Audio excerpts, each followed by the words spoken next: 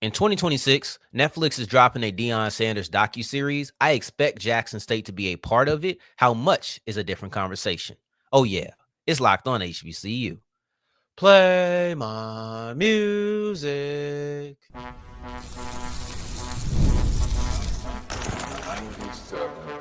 You are Locked On HBCU, your daily podcast covering HBCU sports. Part of the Locked On Podcast Network, your team every day. What's going on, family? Welcome back to another episode of the Locked On HBCU podcast, your number one daily one-stop shop for everything HBCU athletics, Monday through Friday, part of the Locked On Podcast Network, your team every day. And I, of course, am Darrion Gray, a.k.a. the Mouth of the South, Texas Southern alum and former TSU Herald Sports editor and current contributing writer at USA Today Saints Wire and site expert at Who Dat Dish. Thank you for going on this journey with me. Make it Locked On HBCU, your first listen of the day every day. And remember, just because the mic cuts off my everydayers does not mean that the journey is over. Just means it's time to follow me on Twitter at South Exclusives. Starts with an S and ends with an S. Today's episode is brought to you by FanDuel, and right now, new customers can get $200 in bonus bets if you put down a winning $5 bet at FanDuel.com. Make every moment more. We'll wrap up today's episode with Jada Byers being picked up by the UFL's Memphis Showboats and why the UFL is the perfect place for Byers to flourish. In segment 2, Dr. Bradley. No, he's not an actual physician. He's not an actual surgeon. This is a basketball player who is surgical on the court. He's joining Bethune-Cookman, and this is yet another big-time addition that Bethune-Cookman has made in this offseason. Deion Sanders, however, is how I want to kick off today's episode because he's releasing a docuseries in connection with Netflix, and this will happen in 2026. I don't know how much Jackson State's going to be in this. I expect them to be in there at least a little bit, and I think that there's a high ceiling for what this can do for the program. I don't think it's going to make 100 recruits say we want to go to Jackson State, but what I do think it will do is I believe it will promote a lot of the good aspects that come with being at an HBCU, being at Jackson State. I expect to see the culture. Now, this is a Deion Sanders docuseries. I want to read the quote that he gave because I think it shapes what I expect out of this docuseries, and it kind of shapes how much I expect Jackson State to be featured as well. So allow me to read this quote from Prime itself. He says, "It means so much to finally be able to tell my unfiltered story, my truth. I was prime time. Then I dropped the time and went by prime. And now I'm in the third quarter of my life, and they call me Coach Prime. Y'all knew me, or excuse me, y'all knew a part of me each step of the way, but you never knew Deion. And I'm excited to share that with you all, the highs and lows, the truths and tragedies, and everything in between. They can't stop or contain what God has purposed." This is going to be a very personal story. So I don't know how much of football is going to be involved. But when he went in there, he says, "I'm in the third quarter of my life." And he says, "I was prime time.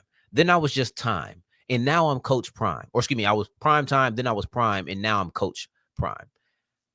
The way it's pointed out to me, the way that it's phrased, in my opinion, makes it seem as if it's a 3-part docuseries, for the record. And it makes me feel like each section is going to have its own episode. You're going to have a prime time, you're going to have a prime, and you're going to have a Coach Prime episode. That's how I feel. I don't know what it'll be called, if it'll be called those names, but it feels like you've divided your life into 3 separate parts. You've divided your docuseries into 3 separate episodes. It just makes the most sense for each episode to line up with each chapter in your life, which would mean Coach Prime would get its entire episode. I want to continue to harp on the fact that this is personal. But if you're going to talk about Coach Prime, I would argue Jackson State is the biggest aspect of his coaching career. I legitimately would say that. Now, he's been at Colorado for the same amount of time that he's been at Jackson State.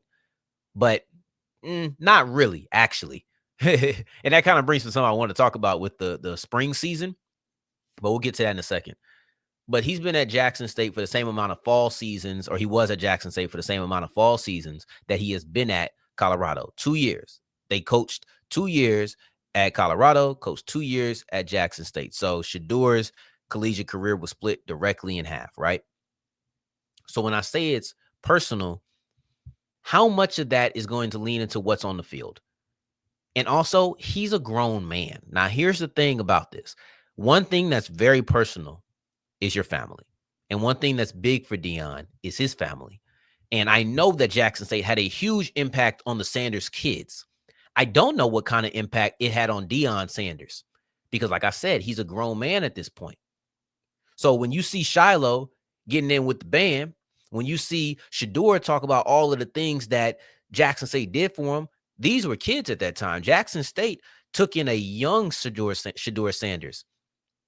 Jackson State took in a young Shador Sanders, and in the aspect of when he was becoming a man as far as age, he was doing a lot of that at Jackson State. Deion doesn't have that. Deion became a man already. He was a leader already. He stepped in a position of power. But what kind of impact did coaching at Jackson State have on Deion Sanders? Now, I'm sure a lot of my friends at Jackson State are well aware of that. I'm not.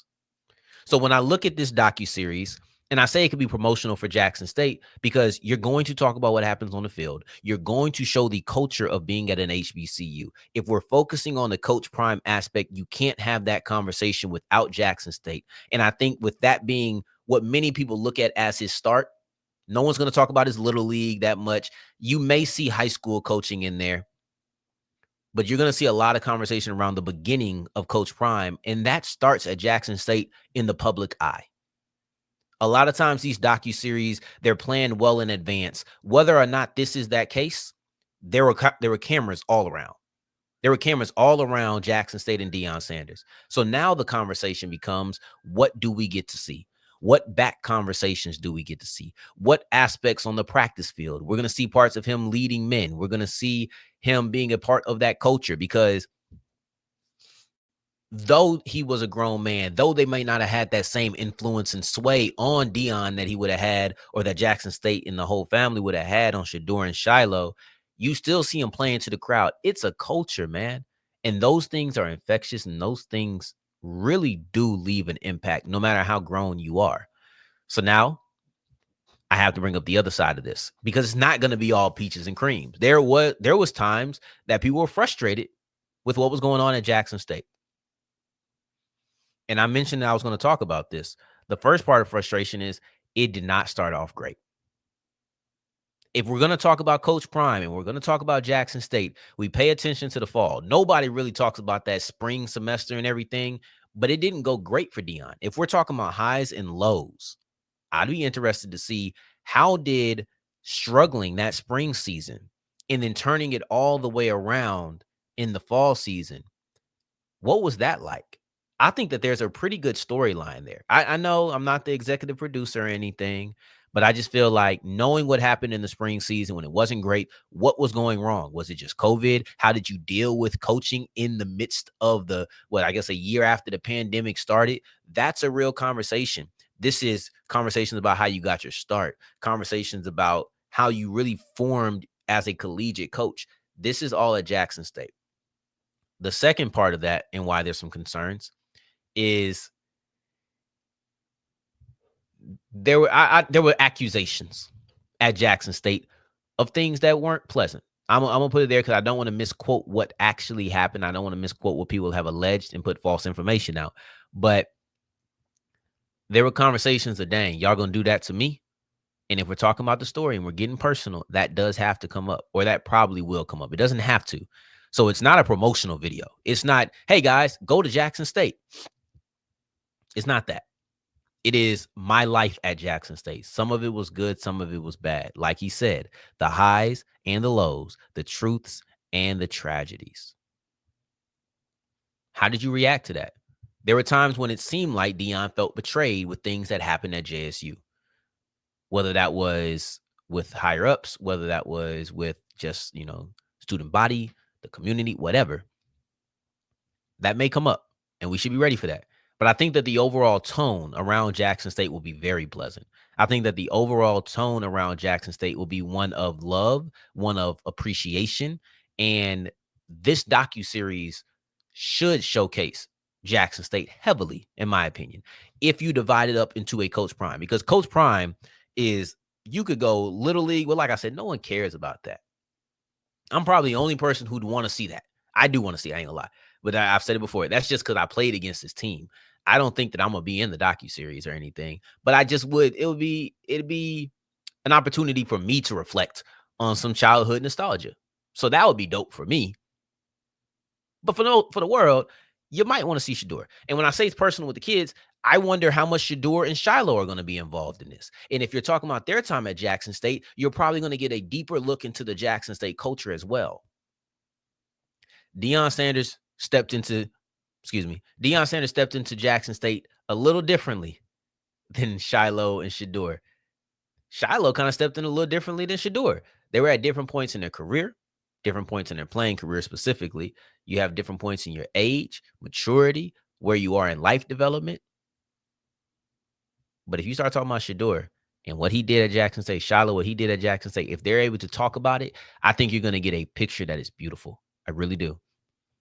I think Deion Sanders is going to talk about Jackson State glowingly. But if you get the camera on his kids and you hear Shiloh discuss Jackson State, there probably will not be a better promotion in that entire Coach Prime docuseries than Shiloh Sanders talking about Jackson State. And I think we're going to get it. Now, as we push forward, Bethune-Cookman, they getting a squad.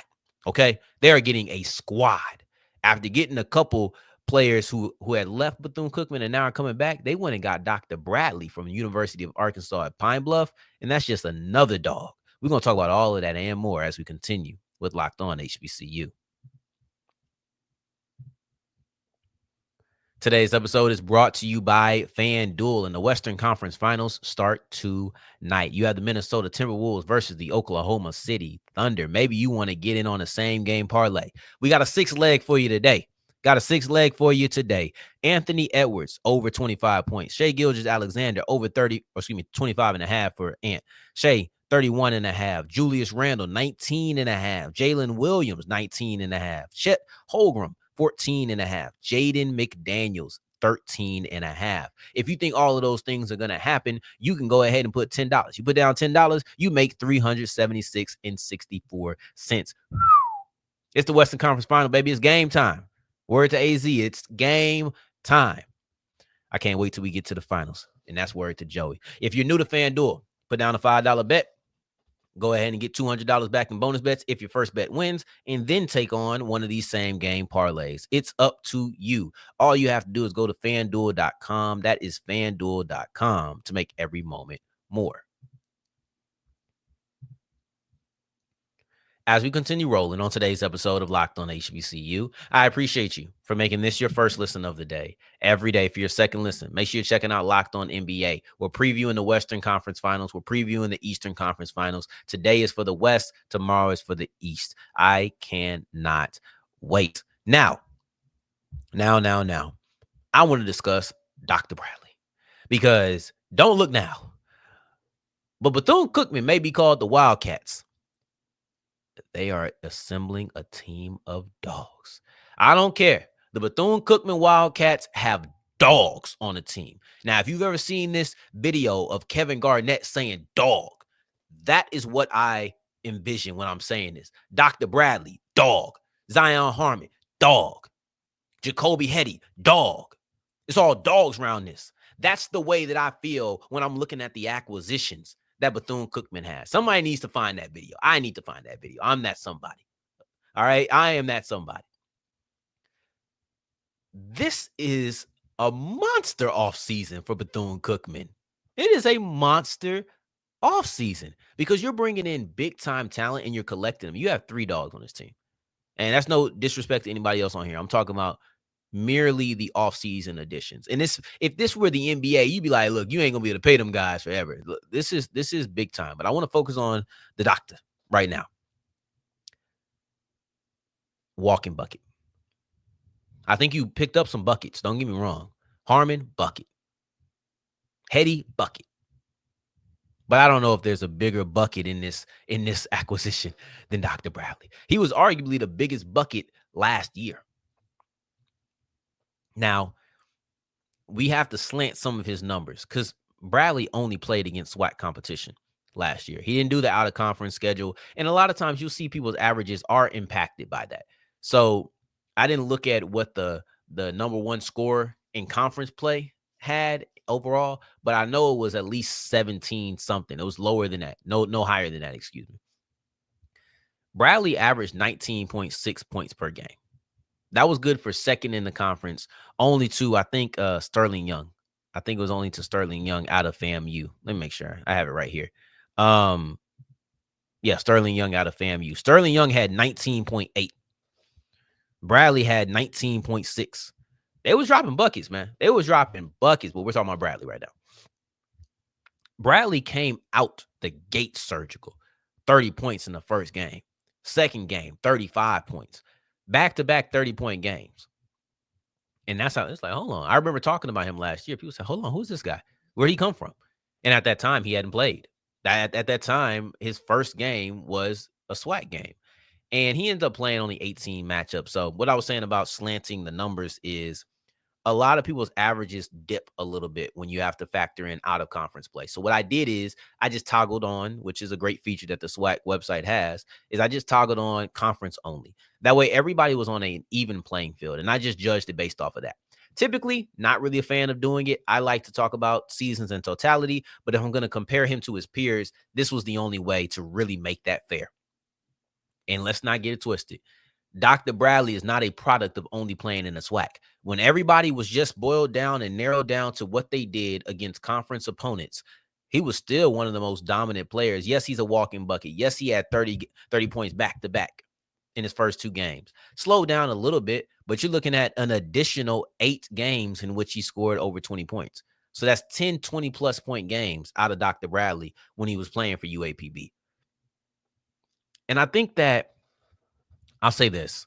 I think when you score with the proficiency that Dr. Bradley scores with, it's very easy for you to turn around and only discuss his points, to only discuss his shooting. I think it's easy to do that. And I don't want to, because he actually ranks pretty high in a lot of categories. He doesn't get enough credit for his assist, and I think that is because he's a scorer. Naturally, when you are a scoring player, we're not going to think about your ability to get other people involved. That's just not what we do most times. But Dr. Bradley was second in the conference at 4.5 points, or 4.5 assists per game. Second to only Dacian Ruffin. And he was at 4.6. But Ruffin was at 4.6 assists per game while averaging 15 a pop. Meanwhile, just a small, 0.1 down, 1/10 down, excuse me. You have Dr. Bradley, and he's averaging 19.6. So you're looking at points responsible for. It's a huge gap. Huge gap. But you just make that little switch. 0.1, okay. So you're basically averaging the same amount of assists, and you have 19.6 points per game. I just don't think he gets enough credit for his ability to facilitate. But one thing he does really well is rebound. And it was almost to the point where you had to wonder if he was going to average a double-double. And he was a rebound here, a rebound there, and he would have done it. But he ended with 9.5 rebounds per game. That's best in the conference. He had a block a game. That was top 10 in the conference. You're looking at 51 steals in a season, not per game. 51 steals in just 18 games. That's nearly 3 a pop, well above the next person. When you're looking at Dr. Bradley, you could boil him down to his ability to score, and he'd still be a fantastic pickup for Bethune-Cookman. But then you turn around and you look at the fact that he was first in steals. He was top 10 in blocks. He was second in assists, but just by a 10th, right? So basically, he was almost first place. And then as far as rebounds go, he was first. I'm saying, look, I'm just trying to tell you, boil him down to his scoring if you want to. Boil down Jacoby Hetty to 15 points per game. Boil down Zion Harmon to, I think, about 13 points per game. Boil down Dr. Bradley to his 19 points per game. And you're still looking at a crazy triumvirate of scores, walking buckets. You're going to take that. I don't know what they all look like together, but that is a walking trio of buckets. But when we're talking about Dr. Bradley specifically, Please don't boil him down to his ability to score. First in the conference in rebounds, first in the conference in steals, top 10 in blocks, second in assists. This is an all-around player, and Bethune-Cookman is adding him to this team. All dogs. I'm not joking with you. All dogs. Speaking of dogs, I think that Jada Byers was a dog. I love Jada Byers. I'm not going to sit here and lie to you. But I look at the UFL as a perfect place for what Byers is capable of. And I'll detail that in much more full length expression as we continue and wrap up today's episode of Locked On HBCU.